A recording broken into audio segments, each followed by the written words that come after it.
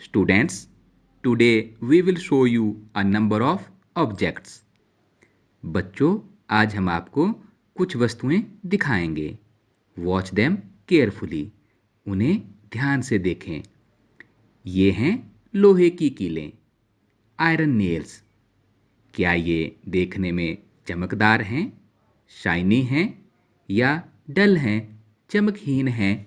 दूसरी बात ध्यान से देखें, क्या ये कठोर हैं यानी हार्ड हैं?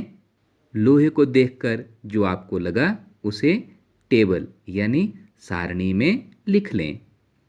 ये चमकदार हैं और हार्ड कठोर हैं. कोयला तो आपने देखा ही है. क्या ये चमकदार शाइनी है या डल है, बिना चमक का है?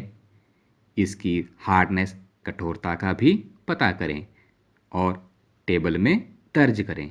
ये है सल्फर यानी गंधक, पीले रंग का पाउडर की तरह. क्या ये देखने में चमकीला है? Is it shiny? हार्ड और सॉफ्ट भी बताएं और टेबल में लिखें. एल्यूमिनियम, इसके भी इन्हीं दो गुणों की जांच करें, चमक और कठोरता, शाइन एंड हार्डनेस, और टेबल में लिख लें. कॉपर यानी तांबा देखने में चमकदार है, कर रहा है ना शाइन, और कठोर भी है, तभी तो इसमें हम पानी रखते हैं. On the basis of properties of a material, we categorize it in the form of metal or non-metal. For this, we use physical and chemical properties. इसके लिए हम भौतिक और रासायनिक गुणों का प्रयोग करते हैं. Let us start with physical properties of metal and non-metal.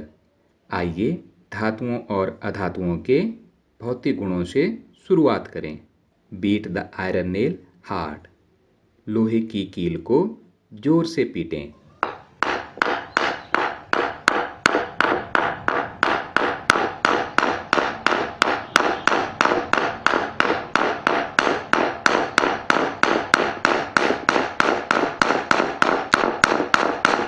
Does its shape change or it breaks into pieces? क्या इसके आकार में बदलाव आता है या ये टुकड़ों में बंट जाता है? Similarly, beat the coal piece. इसी तरह कोयले के टुकड़े को भी हथौड़े से पीटें और देखें कि क्या इसके आकार में परिवर्तन होता है या ये टूटकर बिखर जाता है. Let us beat aluminium also. आइए एल्यूमिनियम को भी पीट कर देखें.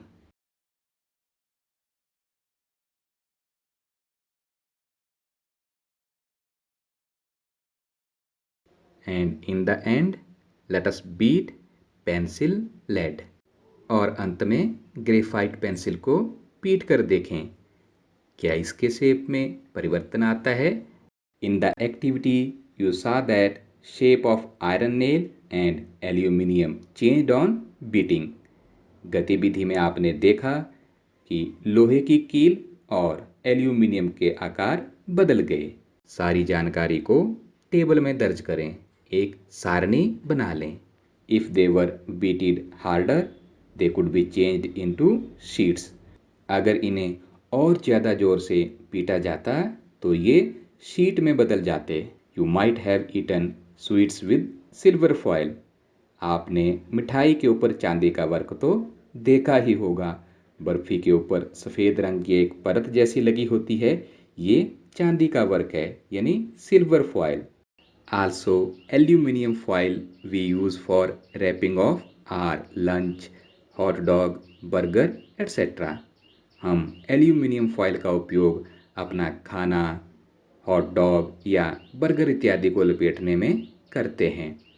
The property of metal by which they can be beaten into thin sheets is called malleability.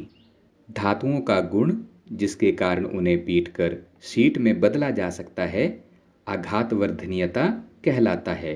When we try to hold a hot metallic pan directly, it hurts. जब हम गर्म धातु के बर्तन को सीधे हाथ से पकड़ने की कोशिश करते हैं तो ये हमें जला सकता है. But if the handle is of plastic or wood, we can easily lift it from burning fire. परंतु यदि बर्तन का हत्था लकड़ी या प्लास्टिक से बना हो तो हम इसे आसानी से उठा सकते हैं। So metals are good conductor of heat. इसलिए धातुएं ऊष्मा की अच्छी चालक होती हैं। And non metals are bad conductor of heat. और अधातुएं ऊष्मा की अच्छी चालक नहीं होती हैं। An electrician use a screwdriver for working with electric appliances. Why. इसी तरह विद्युत कर्मी पेचकस से काम करता है, उसका हत्था भी प्लास्टिक से बना होता है। आज हम आपको बताएंगे कि कौन वस्तु विद्युत की सुचालक है और कौन वस्तु विद्युत की कुचालक है।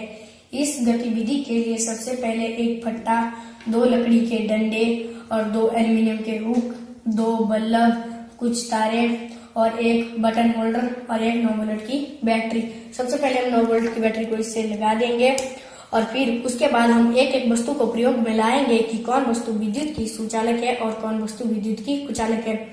सबसे पहले पॉलिश की हुई तांबे की तार को उपयोग में लाएंगे।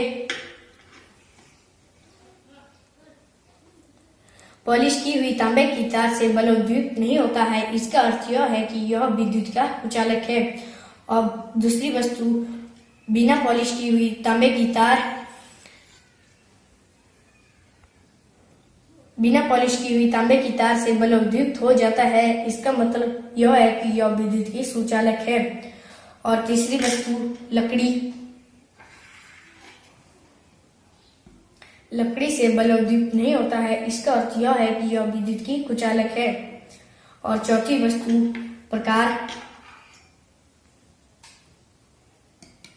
प्रकार से बल्ब द्वीप हो जाता है, इसका अर्थ यह है कि यह विद्युत की सुचालक है। अब पांचवी वस्तु, फुट्टा, फुट्टे से बल्ब द्वीप नहीं होता है, इसका अर्थ यह है कि यह विद्युत की कुचालक है। अब छठवीं वस्तु, एक चाबी, चाबी से बल्ब द्वीप हो जाता है, इसका अर्थ यह है कि यह विद्युत की सुचालक है। धन्यवाद। From activity we found that iron rod, iron nail, copper wire, scissor, all these are good conductor of electricity, whereas sulfur, coal, wood, plastic, these are bad conductor of electricity.